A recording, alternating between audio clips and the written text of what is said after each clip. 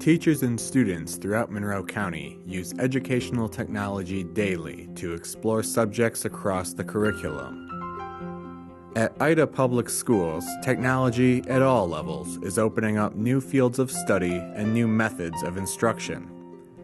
At Ida High School, Victoria Droder uses technology to follow a flipped classroom model that allows for more individualized learning. Students will watch the notes online at home instead of me teaching them in class during class time. So during class time instead, they're working on homework where I can help them get the help that they need so they're not at home and they forget how to do it. They're getting it done here in class.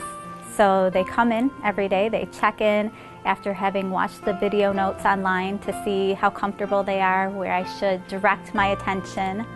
So it allows me to individualize who needs help and what they need help with. I thought the flipped classroom was a total success this year because in this class we all work at different paces. So having the opportunity to work at our own pace was really helpful, and like Mrs. Droder, if we didn't get anything, she really helped us a lot. There's a lot of work that goes into it ahead of time. I use the iPad to record the lessons, so it's me teaching the lessons, me working through examples. I've been able to get through a lot more material because the students are moving at their own pace. It's not we're waiting on one student or a handful of students to get one topic. The students that get it can move on. Everybody seems to struggle at a different point, but we're not all spending extra time on that lesson. They're getting the individual help that they need.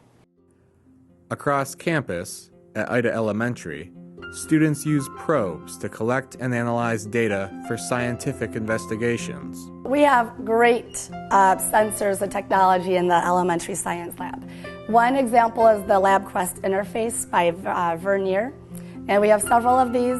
They can do temperature, they can measure the UV reflection of the sun. They'll do light, which is what I use them for today. By looking at a shadow, they'll look at the light and they say, yes, there's light, yes, there's a shadow. But using the light sensors actually identifies which materials really create the deepest, darkest shadow. It takes all of our subjectivity out of it, and we can just look at what our technology shows. I use the same thing with materials reflecting light. Students think that just shiny materials reflect light. Without the technology, there's no way I could have proven that other materials are giving off light as well, reflecting it, beyond just the pretty shiny things. Almost all teachers in the district make use of Smartboards, interactive whiteboards that interface with teachers' computers. The Smartboard is the most amazing thing, and I don't know if I could teach without it. I love it. It's an interactive tool. It gets the kids up out of their seat, and so it's basically like a giant computer or a tablet that you would use. So you touch it, and as you touch it, it responds to your touch. We use the Smart Response clickers. I use them in my classroom the day before any test that we take, and it's kind of a self-assessing test that the kids can look at. So after they take it, they know immediately how they did on it. So it lets them know if they really need to study the night before, how well they know the material, or if they are struggling a little. It also allows me to explain to them why they got the wrong answer, which is great. It's much faster than grading papers, so it doesn't take me 2-3 days to get them the responses back. So it's immediate, which they really like. Each individual clicker, the kids log in on their school password or their lunch ID. That lets me know, so from behind the scenes I can see how they did on each of their tests, what questions they missed, and then they log in their answer, and then when everybody's ready, then we go on to the next question. Kids are tech savvy. They don't want to listen to a lecture the entire class. It's boring. If I'm bored as a teacher, I know they're going to be bored as students. We're active learners now. And we don't do it every day, but we do Smartboard a couple times a week. So it gets them up and it allows to add a little bit of life to the class. It makes it fun. It's bright. It's something different. And they're coming from the elementary school expecting Smartboards. They use them there.